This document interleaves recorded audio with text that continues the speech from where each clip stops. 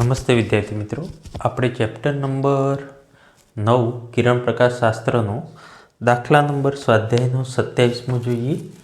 તો સ્વાધ્યાયનો 27મો દાખલો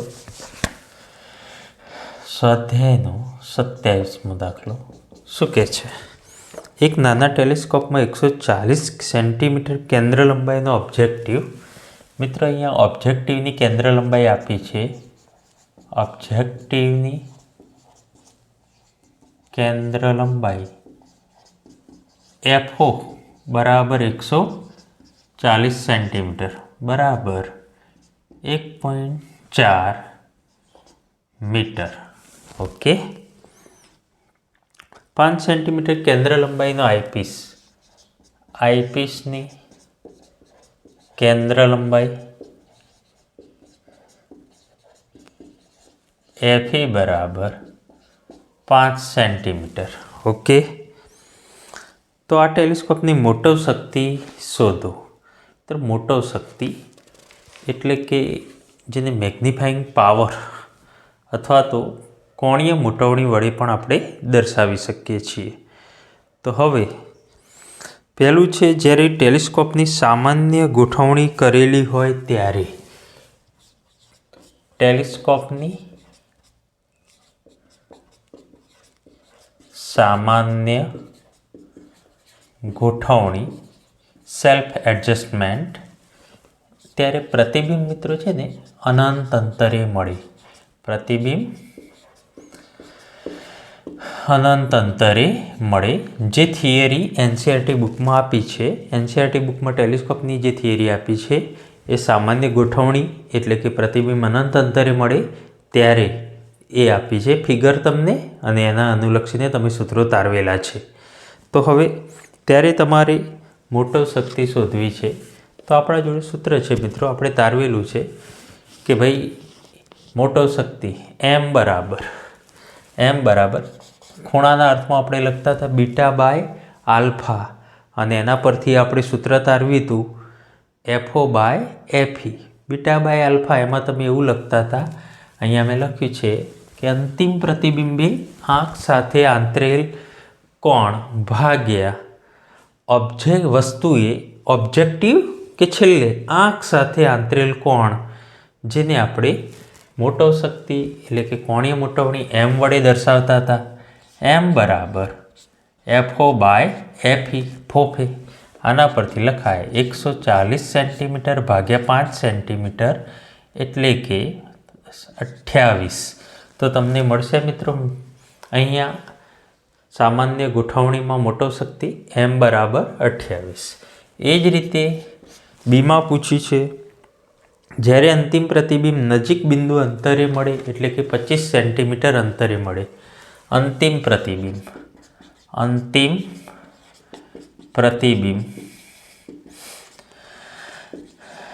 नजीक बिंदु अंतर एटले के नजीक बिंदु अंतर जेने આપણે D बराबर 25 सेंटीमीटर अंतर कहीए छीए. तो 25 सेंटीमीटर अंतरे मळे त्यारे मोटव शक्ति M નું सूत्र है मित्रों M बराबर MO गुण्या ME. MO बराबर FO बाय FE अने ME बराबर 1 प्लस FE बाय D. मित्रों अहींया खास ध्यान राखजो, अंतिम प्रतिबिंब ज्यारे नजीक बिंदु अंतरे मळे आ जे थियरी है ये तमारे एनसीईआरटी में नहीं आपी. आ नजीक बिंदु अंतर माटेनु आ सूत्र तमारे याद राखवू पड़शे कोणीय मोटवणी के मोटव शक्ति माटेनु. क्लियर? ओके. तो FO बाय FE गुण्या 1 plus FE by D. FO by FE तमे शोध्या छे, अहींया मूकी दो 28 अने 1 प्लस FE छे 5, D छे 25 सेंटीमीटर एटले के 28 कौंसमां 1 प्लस 1 बाय 5, 5 जगह 5 ने 6 भाग्या 5 એટલે કે લગભગ 28 ગુણ્યા 1.2 એટલે કે લગભગ આ મૂલ્ય તમારું આવે છે 33.6. 33.6. તો અહીંયા મિત્રો ખાસ ધ્યાન રાખજો, અંતિમ પ્રતિબિંબ નજીક બિંદુ અંતરે હોય ત્યારે કોણીય મોટવણી અથવા તો મોટવ શક્તિ એ આ સૂત્રથી આપણે શોધી શકીએ છીએ, જે તમારે યાદ રાખવાનું છે. ઓકે. આના પછી આગળ જોઈએ તો 28મો દાખલો. હવે 28મો દાખલો આના ઉપર જ આધારિત છે. તો 28મા દાખલામાં શું કહેલ છે ધ્યાનથી જોશો. 28મો સ્વાધ્યાયનો દાખલો. એક નાના ટેલિસ્કોપમાં 140 સેન્ટીમીટર ઉપરની રકમ આના આ જ છે. કેન્દ્ર લંબાઈને ઓબ્જેક્ટિવ આઈપીસની કેન્દ્ર લંબાઈ એ જ છે. અને એમ કહેલું છે કે ઓબ્જેક્ટિવ અને આઈપીસ વચ્ચેનું અંતર કેટલું હશે. હવે અહીંયા તમારે સામાન્ય હું આકૃતિ દોરું તો આ રીતે થાય મિત્રો. ઓબ્જેક્ટિવ અને આઈપીસ વચ્ચેનું અંતર તો આ રીતે હું દોરું છું. આ તમારો ઓબ્જેક્ટિવ અને આ જે છે એ આઈપીસ. ક્લિયર. અહીંયા ખાસ ધ્યાન રાખજો, ટેલિસ્કોપમાં ઓબ્જેક્ટિવ મોટો હોય છે જ્યારે આઈપીસ નાનો હોય છે, તથા અહીંયા ઓબ્જેક્ટિવની કેન્દ્ર લંબાઈ જેને આપણે એફઓ વડે દર્શાવીએ છીએ, તથા આઈપીસની કેન્દ્ર લંબાઈ એફઈ. મિત્રો ઓબ્જેક્ટિવની કેન્દ્ર લંબાઈ મોટી હોય, આઈપીસની અહીંયા નાની હોય. હવે અહીંયા ખાસ એક બીજી વસ્તુ કે ઓબ્જેક્ટિવ હું લખી દઉં છું અહીંયા. ઓબ્જેક્ટિવ અને આ આઈપીસ વચ્ચેનું તમારે અંતર શોધવું છે. તો આપણે જોઈ શકીએ છીએ કે પહેલું ઓબ્જેક્ટિવ અને આઈપીસ વચ્ચેનું અંતર, ઓબ્જેક્ટિવ એન્ડ આઈપીસ વચ્ચેનું અંતર બરાબર એફઓ પ્લસ એફઈ, એટલે કે 140 વત્તા 5 સેન્ટીમીટર છે તો 145 સેન્ટીમીટર. ઓકે. હવે આના પછી બી ભાગ છે સ્વાધ્યાયના 28મા દાખલામાં. બી ભાગ. બીમાં શું કહેલ છે? જ્યાં ટેલિસ્કોપનો 3 કિલોમીટર દૂર આવેલા 100 મીટર ઊંચાઈના ટાવરને જોવા માટે ઉપયોગ કરવામાં આવે. હવે મિત્રો ઓબ્જેક્ટિવથી 3 કિલોમીટર દૂર અહીંયા ટાવર છે. આ ટાવર જે છે, ટાવર એટલે કે ઓબ્જેક્ટિવ માટે આ એમ કહેવાય વસ્તુ અંતર કહેવાય યુ ઓબ્જેક્ટિવ, જે તમને આપી છે 3 કિલોમીટર. ઓકે. અને આની ઊંચાઈ એચ આપી છે 100 મીટર. હવે તમે જોઈ શકો છો કે આ ટાવર જે છે 3 કિલોમીટર દૂર છે ઓબ્જેક્ટિવથી. 3 કિલોમીટર એટલે 3000 મીટર. ટાવર 3 કિલોમીટર દૂર એ તો ઘણું દૂર કહેવાય મિત્રો. 3000 મીટર એટલે ઘણું દૂર કહેવાય. તો એકચ્યુઅલી જોવા જઈએ તો આ અનંત અંતરે જ છે એમ આપણે કહી શકીએ. એટલે કે આનું પ્રતિબિંબ હવે ક્યાં મળશે? તો મિત્રો તમે જાણો છો અહીંયાથી ધારો કે અહીંયા પી બિંદુમાંથી તે પસાર કરું કિરણ, તો અહીંયાનું પ્રતિબિંબ અહીંયા ઓબ્જેક્ટિવની કેન્દ્ર લંબાઈ જેટલા અંતરે, મુખ્ય કેન્દ્ર એટલે કે કેન્દ્ર લંબાઈ જેટલા અંતરે મળતું હોવું જોઈએ. આપણને ખ્યાલ છે કે વસ્તુ ભાઈ ખૂબ દૂર હોય ત્યારે પ્રતિબિંબ એનું કેન્દ્ર લંબાઈ જેટલા અંતરે મળે. તો અહીંયા ઓબ્જેક્ટિવ વડે મળતું આ પ્રતિબિંબ જેને આપણે એચ ડેશ વડે દર્શાવીએ છીએ, જે તમને ખ્યાલ છે કે આઈપીસ માટે વસ્તુ તરીકે વર્તશે, પણ હાલ પૂરતું આપણે એચ ડેશ શોધવાના છે. એક કામ કરીએ, તમારી વસ્તુ છે આને એ, ટાવરને એ બીપી, અને આને આપણે કહી દઈએ પ્રતિબિંબને એ ડેશ બી ડેશ. તો એ ડેશ બી ડેશ પી. અહીંયા તમે શીખેલા છો થિયરીમાં આંતરેલો કોણ કેવો હશે? સમાન હશે, આલ્ફા આલ્ફા. ક્લિયર. તો હવે આકૃતિ પરથી એવું કહેવાય કે આ બંને જે ત્રિકોણો છે, ત્રિકોણ એ બીપી એન્ડ ત્રિકોણ એ ડેશ બી ડેશ પી સમરૂપ ત્રિકોણો છે. કેવા ત્રિકોણો છે? સમરૂપ ત્રિકોણો છે. તો તમને સમરૂપ ત્રિકોણ પરથી આ વાપરતા આવડે છે સૂત્ર એ ડેશ બી ડેશ. જે શોધવાનું છે ઉપર રાખો હંમેશા. એ ડેશ બી ડેશ ભાગ્યા બી ડેશ પી અથવા તો પી બી ડેશ બરાબર અહીંયા એ ડેશ બી ડેશ લીધા તો અહીંયા એ બી ભાગ્યા અહીંયા PB. A dash B dash શું છે ભાઈ? એચ ડેશ પ્રતિબિંબ ઊંચાઈ, પીબી ડેશ પ્રતિબિંબ અંતર જે કેટલું છે? એફઓ જેટલું છે, તથા એ બી વસ્તુ ઊંચાઈ એટલે કે ટાવરની ઊંચાઈ એચ, અને પીબી વસ્તુ અંતર જેને આપણે યુઓ વડે પણ દર્શાવીએ છીએ. ઓકે, તો અહીંયા લખાય એચ ડેશ. પણ એક કામ કરીએ મિત્રો, આ જે મૂલ્યો છે ને એ તમે શેમાં લખો છો? માનાંકમાં લખો છો. શેમાં લખો છો? માનાંકમાં. કારણ કે હાલ આપણે અહીંયા મૂલ્ય સ્વરૂપે શોધવાનું છે, કોઈ નિશાનીની જરૂર નથી. જો નિશાની આપવી હોય તો આ ડાબી બાજુ વસ્તુ તો આ -3 કિલોમીટર હોય. પછી આ પ્રતિબિંબ જે છે એ તમે શોધશો જવાબ એટલે માઇનસમાં જ મળશે, પણ આપણે એની જરૂર નથી એટલે મેં માનાંકમાં લખી દીધા છે. એચ ડેશ બાય એફઓ કેટલા છે? એફઓ આપેલા છે તમને, મીટરમાં લખી દઉં છું 1.4 મીટર, કારણ કે મીટરમાં છે બધી વેલ્યુ. એચ બરાબર વસ્તુ ઊંચાઈ 100 મીટર છે અને યુ વસ્તુ અંતર ઓબ્જેક્ટિવ માટે 3 કિલોમીટર એટલે કે 3000 મીટર. તો એચ ડેશ બરાબર 100 ગુણ્યા 1.4 ભાગ્યા 3000 એટલે કે એચ ડેશ બરાબર લગભગ મળશે 0.0467 મીટર. સેન્ટીમીટરમાં એચ ડેશ બરાબર 4.67 2 પોઈન્ટ જાઓ સેન્ટીમીટર. તો અહીંયા પ્રતિબિંબની ઊંચાઈ 4.67 સેન્ટીમીટર મળી. મિત્રો ખાસ ધ્યાન રાખજો, આ પ્રતિબિંબની ઊંચાઈ કોના વડે મળી છે? ઓબ્જેક્ટિવ વડે મળતી. ઓબ્જેક્ટિવ વડે મળતા પ્રતિબિંબની ઊંચાઈ. હવે આ ઓબ્જેક્ટિવ વડે મળતું જે પ્રતિબિંબ છે એ મિત્રો આઈપીસ માટે આ શેના તરીકે વર્તવું હોવું જોઈએ? વસ્તુ તરીકે. તો ત્રીજામાં જુઓ શું કીધું છે? સીમાં શું કીધું છે? જો ટાવરનું અંતિમ પ્રતિબિંબ 25 સેન્ટીમીટર અંતરે મેળવવામાં આવે તો પ્રતિબિંબની ઊંચાઈ શોધો. ટાવરનું અંતિમ પ્રતિબિંબ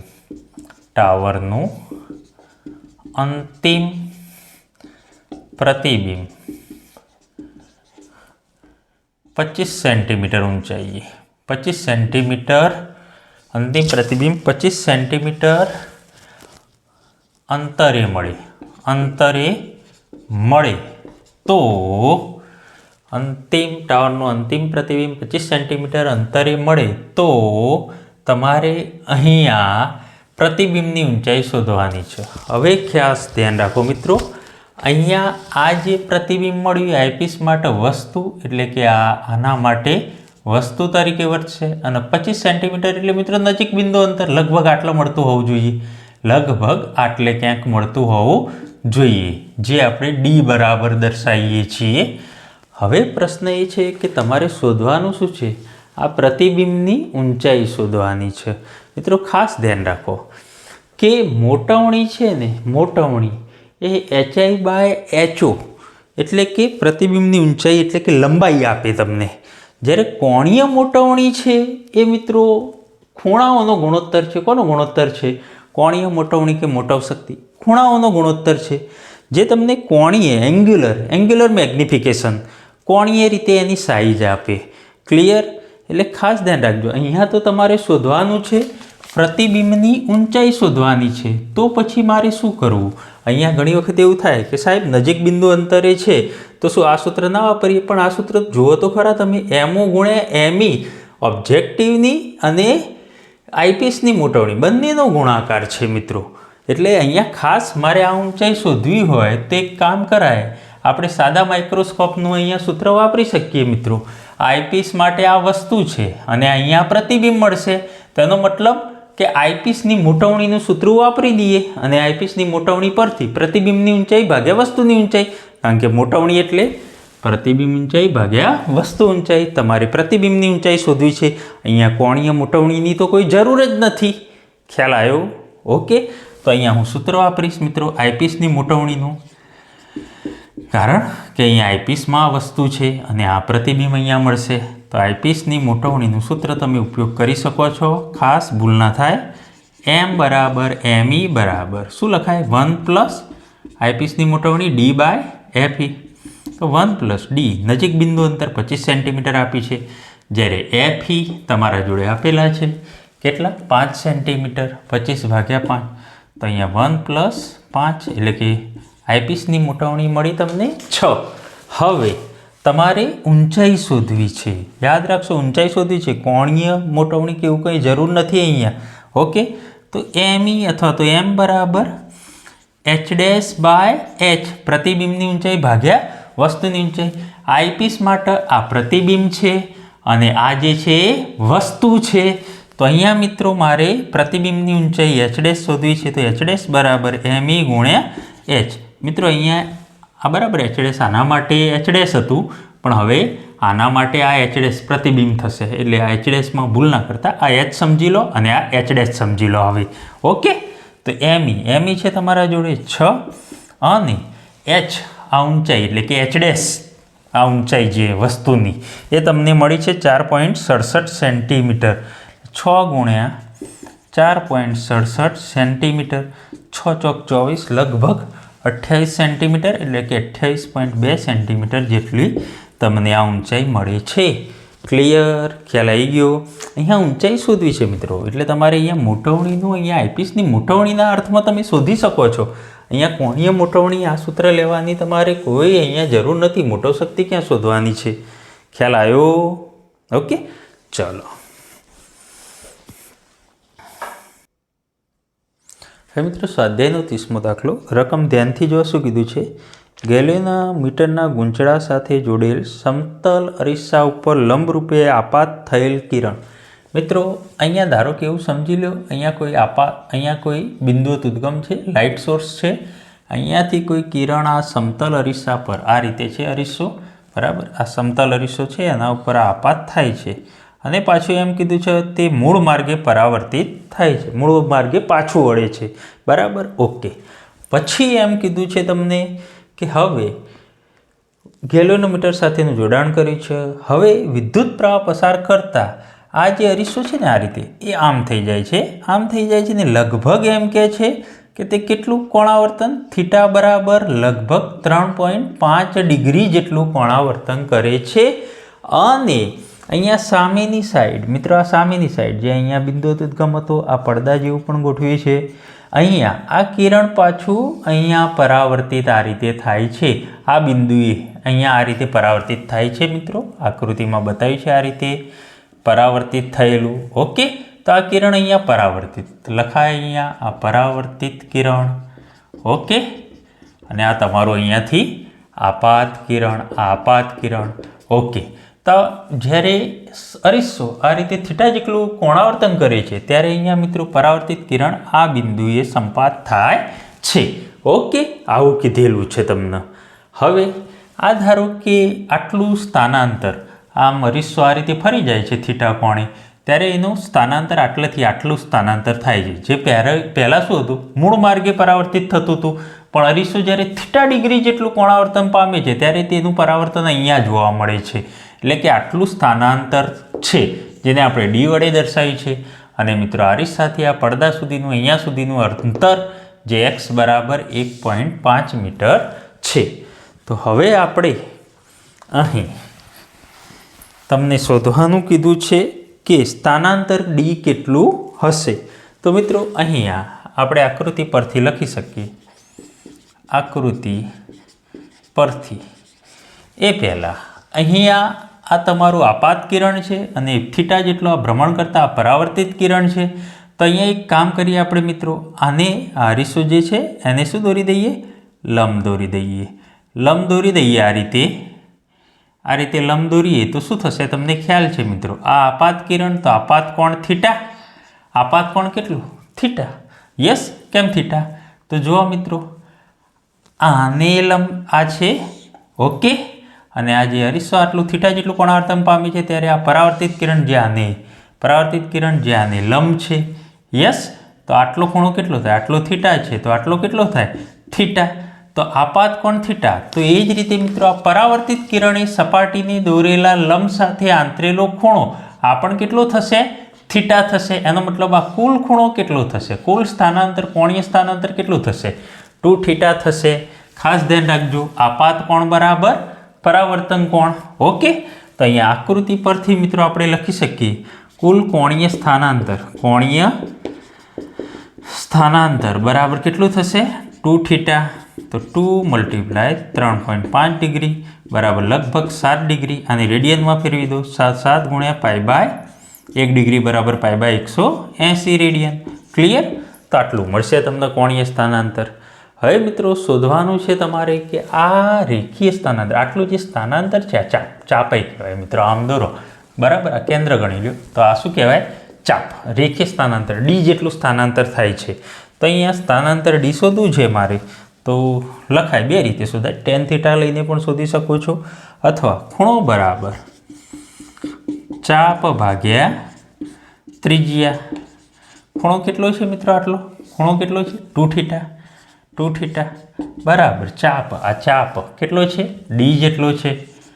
ત્રિજ્યા, આ ત્રિજ્યા કેવા છે મિત્રો? ત્રિજ્યા કેટલી છે? એક્સ બરાબર 1.5 મીટર જેટલું. તો અહીંયા ડી શોધવાનું છે મારે, તો ડી બરાબર 2 થીટા મલ્ટીપ્લાય એક્સ.